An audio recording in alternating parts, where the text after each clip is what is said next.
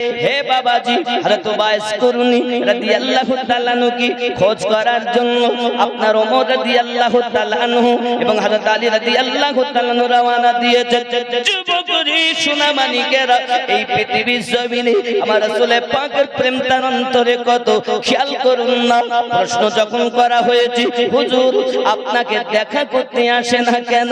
কিতাব বর্ণনা করে বাবা, কিতাব বর্ণনা করে হযরত উবাইস কুরনি রাদিয়াল্লাহু তাআলা আনহু আম্মা জানকে বলতে জননী মা, আমি উবাইস কুরনি আমার রাসূলকে বড় মহব্বত করি, একবার আমি দেখা করতে যাব, একবার আমি দেখা করতে যাব। মা মোটে ইজাজত দেন না, মা মোটে সময় দেন না। সঙ্গে সঙ্গে মায়ের কাছে যখন বিনয় করে অনুরোধ করতেছে, মা ডাক দিয়েছে, ও বাবা উবাইস, তুমি কি একা আমার নবীকে ভালোবাসো? আমিও মা তোমার আমার নবীকে বড় মহব্বত করি, আমি কম ভালোবাসি না। উবাইস রে, বারবার যখন তুমি আমাকে অনুরোধ করো, আমি মা তোমায় ইজাজত দিলাম। বাবা যাও, দেরি করবে না, জলদি করে চলে আসবে, কারণ তুমি ছাড়া আমার কে আছে? হযরত উবাইস কুরনি রাদিয়াল্লাহু তাআলা আনহু মায়ের ইজাজতটা পেয়ে কোটি কোটি পায় মদিনার পথে রওনা দিয়েছেন। জোরে বলুন ইয়া রাসূল।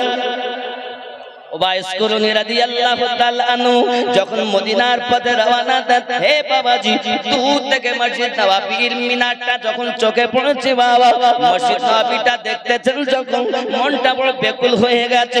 আল্লাহ গো, ওই সেই মসজিদ যে মসজিদে এক রাকাত নামাজ পড়লে 50,000 সওয়াব পাওয়া যায়। হে যুবকেরা, যেই না মদিনাতুল মুনাওয়ারাতে আম্মা জানের দরজাতে কি সালাম দিয়েছেন আম্মা আয়েশা হুমায়রা রাদিয়াল্লাহু তাআলা আনহা, আপনাকে না মা আওয়াজ দিয়েছেন, বলতেছেন কে আপনি?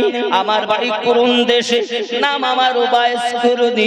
হে বাবাজি আমার, সঙ্গে সঙ্গে বললেন আল্লাহর হাবিব তো ঘরেতে নাই, আব্বা আমার অপেক্ষা করতে পারেন না। উবাইস কুরনি রাদিয়াল্লাহু তাআলা আনহু মায়ের জন্য চলে আসতেছেন, কারণ মা জননীর কাছে ওয়াদা করেছেন চলে আসবেন, দেরি করবেন না বলে উবাইস কুরনি রাদিয়াল্লাহু তাআলা আনহু আপনার রওনা দিয়েছেন বাড়ির পথে। নবী আমার যখন এসেছেন, রাসূল আমার জিজ্ঞাসা করেন, বিবি আয়েশা কে এসেছিল? বলেন হুজুর, একজন ব্যক্তি ইয়ামিন দেশ থেকে এসেছেন, ইয়ামিনের কুরুন গ্রাম থেকে এসেছেন। এই ব্যক্তিটা আমার নবী পাক সাল্লাল্লাহু আলাইহি সাল্লাম বলে তার মাথার চুলগুলো উস্কো খুস্কো ছিল। জি হ্যাঁ, আমি নবীজি উবাইস কুরনির সুগন্ধ এখানে অনুভব করতেছি। আরো জোরে বলুন না সুবহানাল্লাহ। আব্বাসি আমার আম্মা জান আয়েশা সিদ্দিকা রাদিয়াল্লাহু তাআলা আনহা বলতেছে, ও বিবি আয়েশা, আমার উবাইস কুরনি যদি দোয়া করি আল্লাহ পাক আমার পাপী উম্মতকে maaf দিয়ে দেবেন। জোরে বলো। ওগো বিবি আয়েশা, তুমি জানো আমি নবী কেন তার সঙ্গে দেখা করিনি? আমি নবী কেন দেখা করিনি জানো?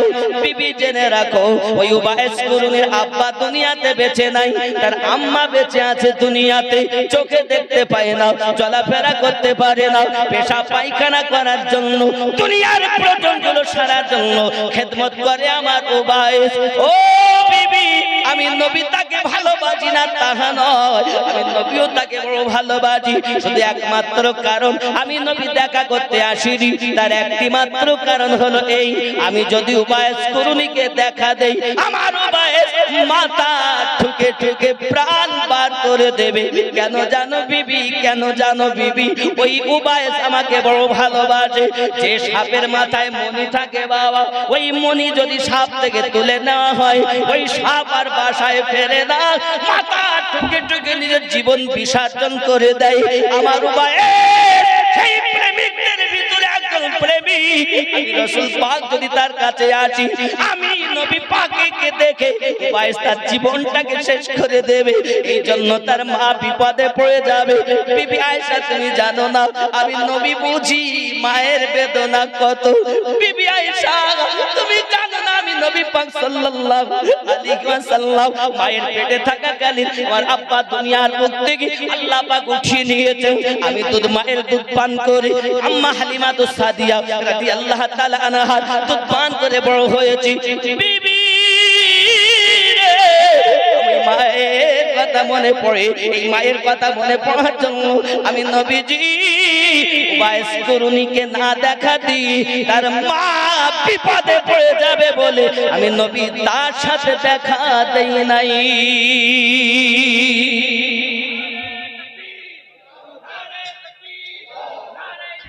ইয়া রাসূলুল্লাহ, ইয়া রাসূলুল্লাহ জিন্দাবাদ।